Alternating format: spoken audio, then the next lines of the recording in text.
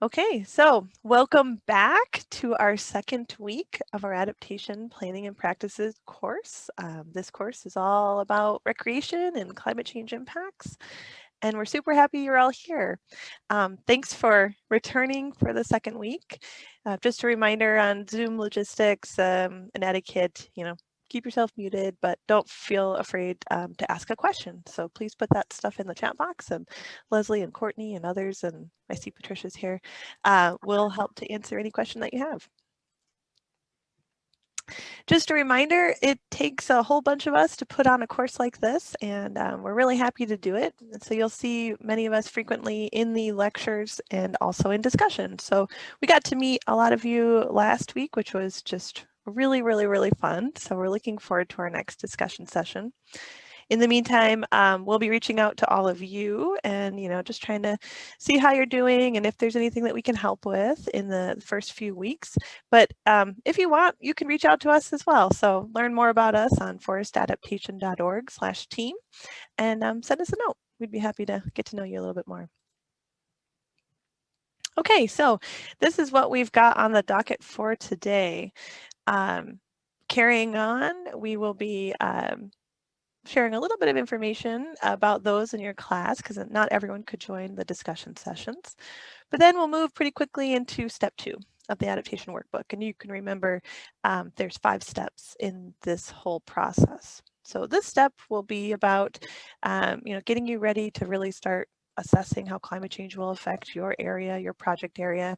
So we'll provide some opportunities to go and look for resources and start to learn about how climate change will affect your area, and then also talk you through the vulnerability process as well. Okay, so I think I got this right when I was putting together this map. But looking at the course attendance, and I know a bunch of you are working in projects, but this is pretty much where we've landed across for this course, which is awesome. I mean, these projects are everywhere, all across the United States, in Alaska, from east to west coast, and mostly north to south. So if you couldn't attend all of you couldn't attend all of the discussion sessions, but if you weren't paying attention, this is where your course is from. So it's going to be pretty cool, and we hope you stick with it and then decide to share your story with us down the road so we can have these up on our website. Okay, so today we are still in the beginning of the cycle. Hopefully in the last week you took some time to think about your project and thought about, we didn't scare you off, hopefully, in the first week, and you logged into the adaptation workbook, got your account set up, and started translating those ideas from your worksheet that you first submitted for the course into the adaptation workbook. That's all you had to do. Create an account, get things started. This week is really where the work, in the whole project analysis begins. So in this week, we'll really dive into thinking about how to assess climate change impacts and vulnerabilities for your specific area. And like I said, this lecture is going to go into a lot of detail on different resources that you might use. So in this step, this week, we're really going to hone in on these 2 questions. What climate change impacts and vulnerabilities are most important at your project area and for the type of goals and objectives that you have? And really the big thing that we're trying to answer is, how vulnerable is your project area? The physical characteristics of your site, of the place that you're thinking. How vulnerable is that to different climate change impacts? And, just to sort of translate this idea, what we're doing in this step is taking these broad regional climate change projections that can feel really big. And we're asking you in this step to make them place-based, translate those big themes and big ideas to your place. Really start thinking about your site, sort of that ground truthing where we're in your mind, or maybe you have the opportunity to go and walk around your site and start thinking about, where are the high spots, where are the low spots, what type of physical features at the site might make, a rainstorm, might provide even more storm water during a rainstorm, or might make the site even drier than usual. So really start thinking about that site, and that will help you make those clear connections between regional climate change impact projections and how it might play out at your given location. But this is a big task, and we know that it can feel really overwhelming, right? So we're basically telling you, okay, go read about climate change and then make sense of it for your site. And we don't want you to feel overwhelmed, and that's really the purpose of this course, is to support you through this process. So I'm going to move into talking about different resources that are sort of auto-programmed into the adaptation workbook to help you make that translation a little bit easier.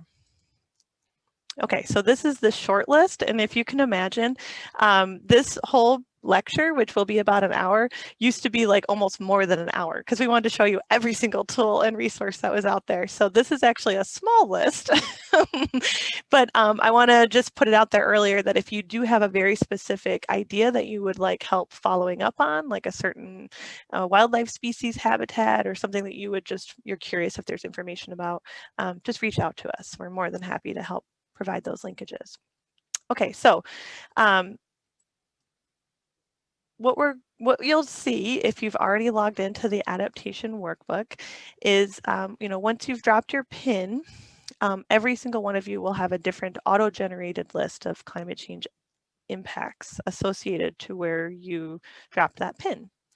And so where you dropped it on the map is pretty important, but from like a kind of a regional way. So in the back end, you'll see when you drop the pin, we talked about this, like, does it matter if it's exactly where my site is, or can it be a little farther away? It doesn't really matter. When you drop your pin, you'll find that your pin will be within one of these big green or blue blobs. And those blue blobs or the green areas, that will sort of dictate what type of climate change information shows up in the adaptation workbook. And it looks like this big list. So all of you will have unique climate change information for your project area based on where you dropped your pin. Now, the blue areas, all of this information is drawn from the National Climate Assessment. And this is the most recent one that came out in 2018. And you can click these little I statements on each of these climate change impacts to learn more about the supporting evidence for that statement and even follow up on the resource in particular. Now, for areas that are lucky enough to be in the green areas, you actually have very unique information that's drawn from forest vulnerability ecosystem assessments that we have done at NIACS. And so these climate change ecosystem assessments include, more unique statements about that certain area because we created projections for those, different areas shown here on the map. And so for your area, you might have just a little bit more information, then you'll also have some, additional evidence and agreement that's drawn from expert panels that we've put on in the past. So one additional feature for any area that, any project area that's in one of these footprints is that you'll also have climate change information related to different forest ecosystem species for that area. I know for the rec people that's not necessarily the focus, but I just wanted to let you know that that type of information is available. So if you had maples on your site and you want to get a sense of how vulnerable those maples might be, you can find that information in your adaptation workbook. But I recognize many of you are actually outside of our NIACS, Midwest Northeast footprint. So what we've done is we've created, like I said, all of your climate change impacts are coming from the National Climate Assessment. So if you're in the blue, you'll get the best information that's available. But we've also created these lists of information. And I actually should have pulled up the page before we had this meeting today. But in your course syllabus, you should see, regional information. So it should say like California, and you can click on that link in the course syllabus and it'll take you to our website where you'll find a huge list of, different climate change resources for forest ecosystems, for wildlife, for habitat, just climate projections, all sorts of information is right there for you. Now, there might come a time when you're looking through these impacts and you say, okay, I have this climate change resource and I want to include it in my workbook, but I don't see it listed here. And in that case, you may actually need to create your own custom climate change impact. And we can talk more about that at the end of today's lecture on how to do that. It's not common, but if you do find that you're not, you're not talking about a climate change impact that's really important to you, just remember you can create your own custom climate change impact and provide the resource as a backup for that. Okay, and then there are actually other resources for even for other places within the United States. Our program works across the US and in forest ecosystems, but also in urban areas. And so Leslie and others are part of an awesome team of folks who think even more discreetly in urban areas. So if you are lucky enough to be located in one of these big purple dots, you can find detailed ecosystem information that might help you make that translation on the ground. If you live in Chicago or in Austin, Texas, you actually have one of those more detailed vulnerability assessments like I talked about in the Midwest and Northeast. So you can find all of this information at forestadaptation.org/urban. So those are just the resources that are available to you. And I kind of just totally blew through all of that. So if you want, I can go back and we can talk a little bit more about this at the end of today's lecture, and we can even bring up a screen and show you how to find all of those impacts and look more directly at them together. But if you're curious about how climate change will affect recreation, I would say tune in tomorrow, because that's where we're really going to have a much longer discussion about, how regional climate change impacts may affect the things that we're trying to do on the land as it pertains to recreation. And we're lucky enough to have some guest speakers. So our co-instructor, Natalie Chin from Wisconsin Sea Grant, and Anna Miller from Utah State University Extension will be there. So tune in tomorrow at 11 o'clock Eastern. We'll record it for anyone who can't be there, and you can just use the same Zoom room information to access that presentation. Okay, and I will stop sharing and pass it on to Leslie.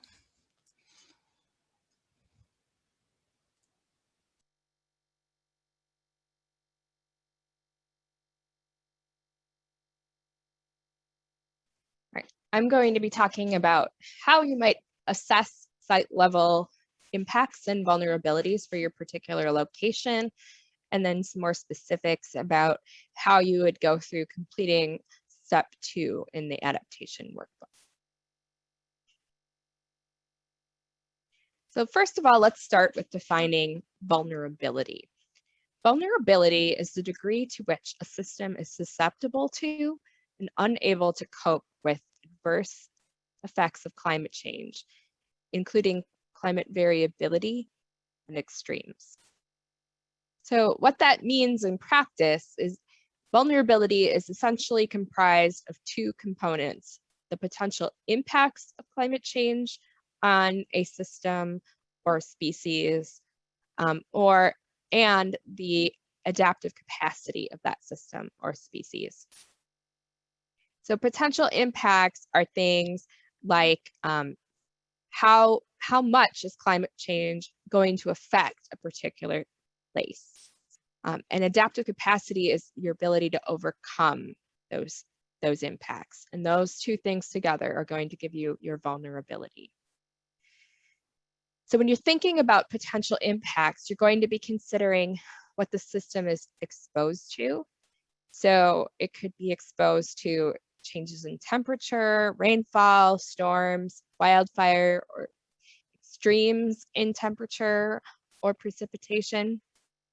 And then also the sensitivity of those systems to those changes. So if you're in the floodplain, you're going to be more sensitive to any increase in precipitation or increase in snowmelt versus an area that is more of an upland. If you're on a steep slope, erosion might be a major concern. And when you're thinking about recreation, your sensitivity is also going to be related to the type of recreational activities that you undertake, as well as the type of infrastructure that you have in a particular area. So things like overnight camping can be more sensitive because if a large storm event or wildfire came through while people are sleeping, they're less capable of evacuating an area or seeing that something's going to be coming down the pike. With infrastructure, some infrastructure is really built to withstand any flooding events or fire events, while others might be more susceptible. So thinking about, the types of recreation infrastructure you have, as well as the types of activities that happen in a particular place, is going to influence your overall impacts on that site. So the overall question here is, are the potential impacts likely to support or disrupt recreation opportunities at a site? So for an example, let's say you had 2 recreation sites that both were exposed to 3 degrees Fahrenheit of warming. If you had one site that was shaded along a riparian area that maybe was a spring-fed stream, then your overall exposure to that and sensitivity to that increase in temperature is going to be lower because you have shading and cooling from the surrounding vegetation and water. Whereas if you were in an area that had maybe a lot of impervious pavement, dark surfaces that absorbed that temperature, it could be much hotter. So thinking about those particular site locations is what we're wanting you to focus on for this step. We also want you to start thinking about your adaptive capacity. How well are you able to cope with potential impacts? And this is basically how resilient is your system, assuming no change in management intervention. So for example, you might have a recreation site that provides multiple recreation opportunities across seasons. So maybe it's used for skiing and snowboarding in the winter, but also used for mountain biking and hiking in the other seasons. And that system might have higher adaptive capacity than a site that is really only focused on one season of recreation. So if it was just used for skiing and not those other activities, it would have lower adaptive capacity. So when we're talking about potential impacts, we're talking about the direct and indirect effects of climate change. So changes in temperature, precipitation, flooding, wildfire, slope failure, erosion, tree mortality. And when we're talking about adaptive capacity, this is where we're talking about the diversity of opportunities, the cost and time to repair your infrastructure, alternative access points. So if one access point was blocked by a tree falling down or flooding, is there another way out? And then do you have a buffer space around your recreation site where people could evacuate to, or might help buffer some of the flooding events that might occur at that area? So how do we assess vulnerability at the site level? One example that we have on our website is the Notch View Reservation. And this is in Western Massachusetts. It's a 3,100 acre property that has a northern hardwood and red spruce forest. Also has a number of other ecosystem types like old fields and forested swamps, and then has some beaver ponds. So the goal for that property was to provide high quality natural habitats, but then also recreation opportunities, particularly cross-country skiing. So for this site, the potential impacts were that the temperature change was moderated by a high elevation. So even though potential impacts were relatively high across the region, because this area was higher elevation, it had less of an impact. There were concerns about extreme rain and wind and ice storms, and there were a number of vulnerable tree species, in particular that red spruce. This forest is already affected by invasive plants and emerald ash borer and deer browsing, which can reduce its adaptive capacity. So when we're talking about ecosystem adaptive capacity, we're also talking about that ability of the forest to overcome those impacts on its own. And when you have a lot of invasive pressure and a lot of herbivory, the trees themselves might be less able to bounce back. So when you're looking at the forest types, the spruce fir and the northern hardwood forests, both of those had relatively high vulnerability. For recreation opportunities, there's a moderate vulnerability. So they might have some reduced skiing, but that's moderated somewhat by the higher elevation. But there are other opportunities that could be taken and used during the off season, so longer hiking and biking season, for example. So once you get into the workbook and you want to start thinking about how you are going to think about your site level considerations, what we want you to do is go into that list of impacts and pick those that are relevant to your project site. So if there are impacts that are about urban areas or wildfire that don't apply, you can just click that X and delete them from your list. But for those that you want to include, you can find out more information by clicking on that information button that Danielle mentioned earlier. And you'll get this pop-up, which will include a short summary of that supporting information and then links to those supporting documents that back up those statements. And then what we'd like you to do is add in some more specific information about your property area. So let's say that you are working in the Southwest and you are concerned about temperature increases, but your site is on the north-facing slope and it is heavily shaded.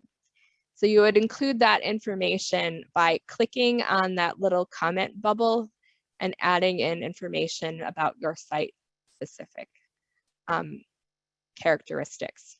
And you can do that both for your regional impacts, and then if you have any impacts that are specific to a certain topic area or forest type, you can also add that in.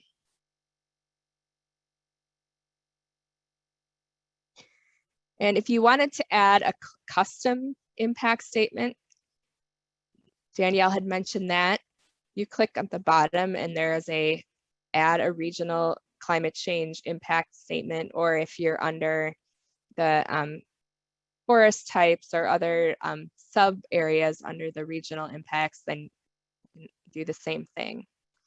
And so then what you're going to do there is just basically fill in this form with the impact statement. Like, let's say you wanted something about sea level rise that wasn't in there. You could add that in with a short description of that impact and then include a link to that evidence. And so what we're looking for there is that just the name of the website or the paper you got it from, and then a link to that paper or website. And you can add multiple lines of evidence if you want. Now, this is not something you have to do. This is kind of a extra thing if there's something that's in that list that wasn't there for you. And I just want to make that clear that that's an option for you if you choose to do that, but it's not required. The next thing you'll be doing is going to step 2.2 and determining your vulnerability. So for each site or topic area in your project, you will be determining vulnerability. It is preset either in the middle for new places that haven't been added to the workbook before, or if you have pre-existing forest types in your list, those will already be preset to the vulnerability ratings that were given for the regional vulnerability assessment. So you can use these slider tools to move them up and down to adjust your vulnerability rating given the local scale impacts on your particular project area. So let's say that your area had a lot of highly vulnerable infrastructure because it was already susceptible to a lot of damage and was not built to kind of withstand large scale floods. So in that case, you might click on disruptive or very disruptive for your potential impacts. Then when you're thinking about your adaptive capacity, you might think about the ability to rebuild that infrastructure after an event. And if you don't have the funding or resources to do that quickly, you might click on low or low to moderate adaptive capacity. Conversely, there might be other places where you're heavily shaded and you have lots of support, or you don't need to invest a lot of time or effort into repairing something after a disturbance event or in response to steadily increasing temperatures. In that case, maybe your vulnerability is relatively low and your impacts are more supportive and your adaptive capacity is higher. So after you click on those sliders, you'll have a little dot that ends up in one of these sections in this vulnerability figure. So high vulnerability means impacts are expected to exceed the ability of the area to cope with impacts, and recreation opportunities will be dramatically reduced. Moderate vulnerability means that potential climate change impacts are expected to alter some opportunities, but the area will be able to cope with some of the impacts. And so you have this mix of impacts and adaptive capacity that allows you to persist in some way, but maybe not in the same way that you had before. Low vulnerability would be that the area is expected to readily cope with potential climate change impacts and continue to provide recreation opportunities, much in the same way that it had in the past.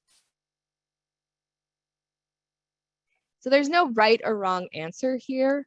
We're asking you to use your expertise and judgment.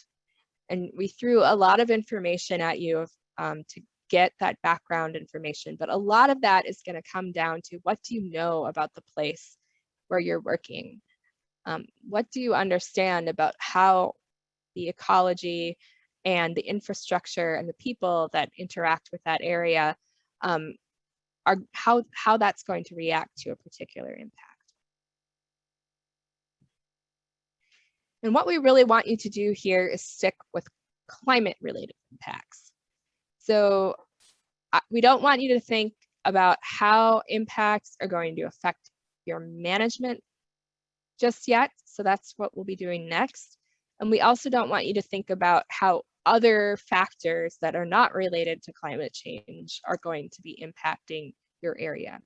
Anything that's where there's an interaction is totally fine to include, but we're not looking for, an exhaustive list of, all of the like pollutants and political pressures and funding issues associated with your site, but really focusing in on temperature, precipitation, and then climate-driven responses to your particular area.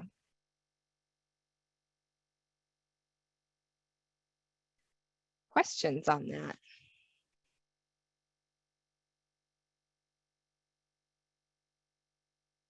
Anything in the chat?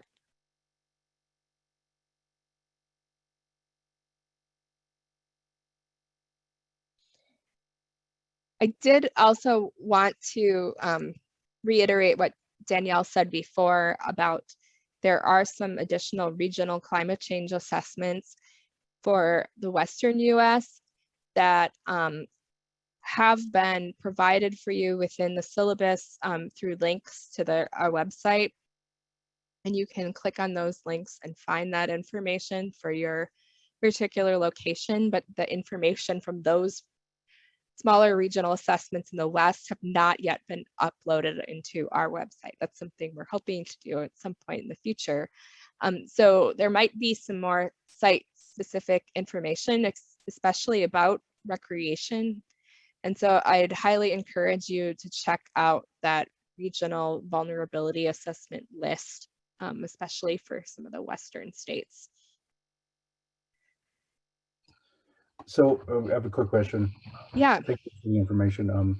So if there's nothing available for our particular site, do you want us just to kind of do the guessing like you said? So there will be information from the National Climate Assessment loaded for all locations in the United States. And if you're not seeing anything listed there, let us know. And there might be some error with the website or something like that. Sometimes if you're like maybe on the border between two locations or in an area that's considered water or something like that, might not show up. But otherwise there should be something listed. And so what we're just asking you to do is go through and click on those comment bubbles and add in some more specific information about your sites. And then if there's information that you're interested in that is not listed there, you're welcome to add more, but you don't have to add anything else. Yeah, and I totally got lost when I was presenting, and I forgot to mention that you can go and actually look at all of the climate change impacts for every region using our Climate Explorer tool, and I put a link into the chat box. So you don't have to be logged in to see all of this. You just go there, you click on the map, and you can say, well, I'm in California, and you can go and look at all of the climate change impacts and then say, well, what's in these green areas? And then you can go and click there and see that the information is this very similar, but also we have forest impact information as well. So every site should have climate change impact information. But like you said, you know, if there are other reports that just came out, like there's a really cool hydrology report that just came out that's more important to me, I would want to take, you know, maybe the major finding and create a climate change impact so that it's in my report and I can have that information in my lit cited and whatnot. But you should have enough to start for sure. Yeah. And so kind of you're providing you with kind of the base level information that you will need in order to develop an adaptation plan. And so then you can decide from there whether you want to go beyond that to sort of that more custom level or not. And if you're looking for information about some particular topic area that's not listed there, you're not finding that information, we're happy to help you because we kind of try to keep track of all that stuff. And so we can help point you to some resources that might help fill in some additional knowledge gaps for you.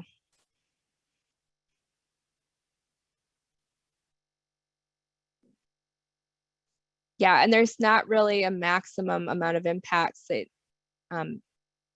that you can add. You can add as many as you like, but also think about what are the ones that are really going to drive the adaptation decisions on your landscape. So we're going to be developing adaptation strategies around the impacts that are going to have the biggest influence on where you work. So possibly, you know, there's an impact on some, you know, pollinator at your site, but if you don't have goals, management goals around that pollinator, you're not designing your site around that pollinator, it might not be worth going down a rabbit hole and trying to find all of the information you can about that pollinator. It doesn't mean it's not important or it's not happening, but really try to focus in on those things that are really going to be the most relevant to the management goals you're trying to achieve.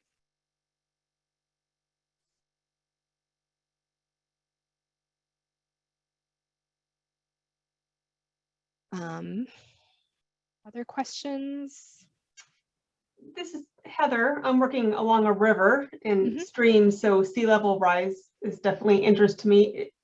Is there sea level rise mapping we can see for our site specifically, or should I get that from another source where I know I can get it? I think we have some sea level rise, like general statements in the impacts reports, but not any specific mapping. There are some mapping tools that I'm aware of. If you have one that you already are using, feel free to use that. But if you would like some recommendations, we can also send those along as well. Okay, great, thank you.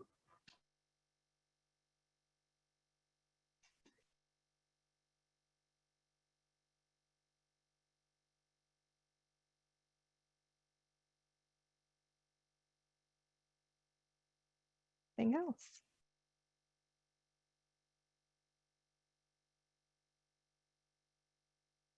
This is one of the steps that's going to take you the longest, so I just want you to be prepared for that.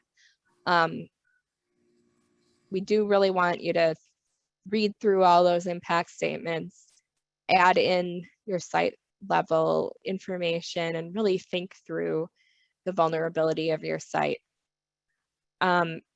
And I think it's worth taking the time to read through some of the supporting like vulnerability assessments or the National Climate Assessment to get a better sense of what impacts you're planning for your particular area. I would say this step and then step 4 around developing adaptation strategies. Those are going to be the 2 heavy lifts for this course. So don't get overwhelmed if you do end up spending more time this week, that it's not always going to be this big of a lift. Also, all of us are available to help you, as we said. And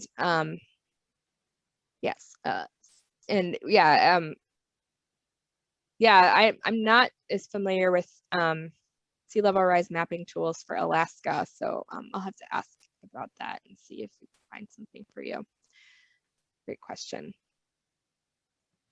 Yeah, and I was gonna, maybe you all have seen them, but really look into the course syllabus, because for every region we have provided links that will at least get you started. And so, you know, I was looking at California and there's a whole section on hydrology and sea level change that have links to viewers. So we've tried our best. It's not perfect. And so by asking questions, we can improve those pages for sure.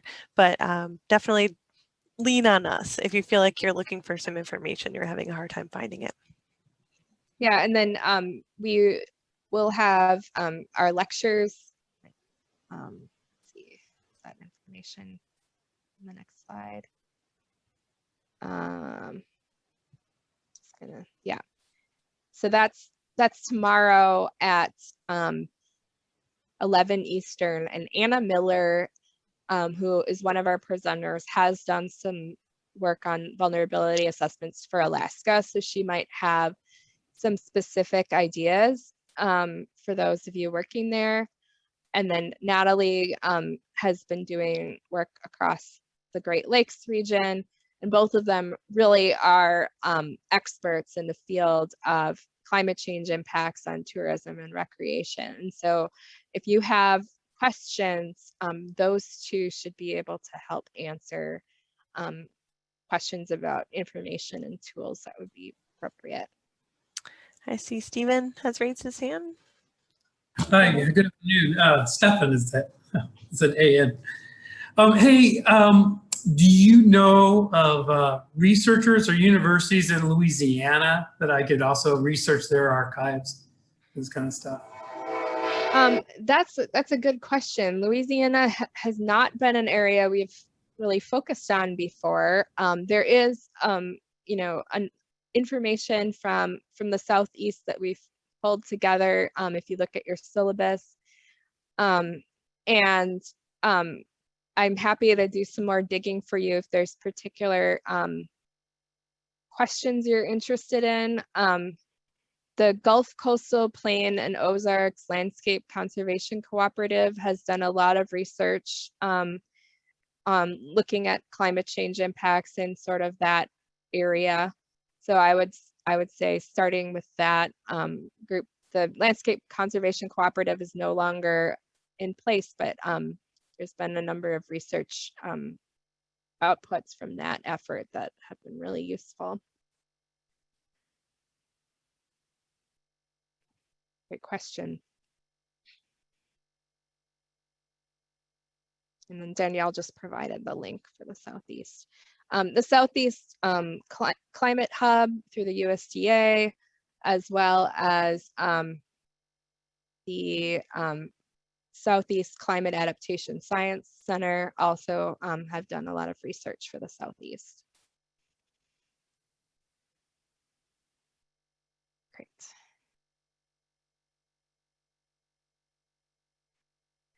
All right, so a few pro tips on the adaptation workbook. You're going to see this list of climate change impact statements, and those are preloaded based on your project location. So these are not just generic for the entire United States, but specific to your region. And then if you want to get more specific than that, you can look into those regional resources on the web links that we provided in the syllabus. You can remove regional climate impact statements that don't apply using the X on the right side. And we really want you to get specific about describing how the climate change impact will affect your project area by clicking on those little comment bubbles. And I've noticed in the past that some people don't realize that that's there. So that's why I'm kind of overemphasizing it. And then you can always add your own custom impact and add links to, other resources and tools that you use, but there's no requirement to do that. And then use the recorded tutorials in each step and use that to help guide you if you need that. All right. So assignments. What you'll be doing is reviewing those impacts and vulnerability resources for your state and region. So in addition to what comes up in the workbook, click on those links for your particular geographic area that we provided in the syllabus. It's also in that pull down menu in step 2. If you need anything, contact your discussion leads for regionally appropriate resources if you need additional help. And then, so you're going to be completing step 2. So there's 2 parts, 2.1, which is those impact statements, and 2.2, which is rating the vulnerability. And then there is a homework after step 2. And if you're not seeing the homework, that means that you did not create the project associated with class. And so if you did not do that, please let us know and we can fix it for you. But there's always somebody who gets to this point and is like, where's my homework? I don't see any homework. So that's what happened. So that is due next Monday. That's the goal. It might take you a little bit longer, but just try to get as far as you can by next Monday, because that'll help you with the following steps. So our next lecture is a week from today, same bat time, same bat channel. And we'll be talking about step 3, evaluating management challenges and opportunities. And while we say this lecture tomorrow is optional, I think it might be the best part of the whole class. So if you can go tomorrow, please do. Anna Miller and Natalie Chin will be presenting on climate change impacts and recreation. Natalie focusing on the East, Anna on the West, and they have, extensively studied the impacts of climate change on recreation and tourism. So they are our experts. And we will be recording the lecture for anyone who cannot attend. Also, if you haven't heard from one of us in our instructor pool yet, you will be soon. We're trying to schedule a check-in with everybody to just see how things are going, make sure you're on track with your goals and objectives, and help you get started with whatever impacts information that you need. And just seeing what's in the chat here. And then, yes, there will be a newsletter coming out. And if you're not getting these come from Constant Contact. So they might be filtered into a different folder. So just check and make sure you get those. And there will be a link to the YouTube page that has our links to our recorded lectures, and also just kind of some overall, tips and tricks for completing your next step. Anything else people want to ask about? We're here.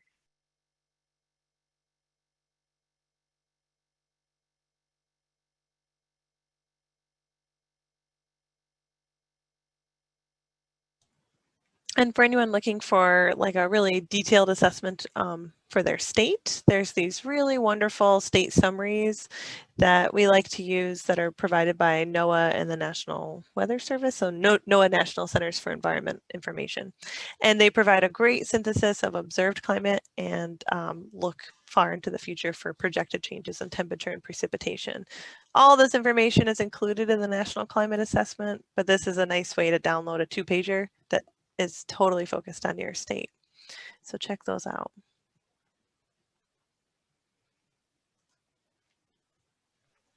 Thanks, everybody. Good luck and have fun learning about climate impacts. And hopefully we'll see many of you tomorrow, and we'll see all of you next Monday.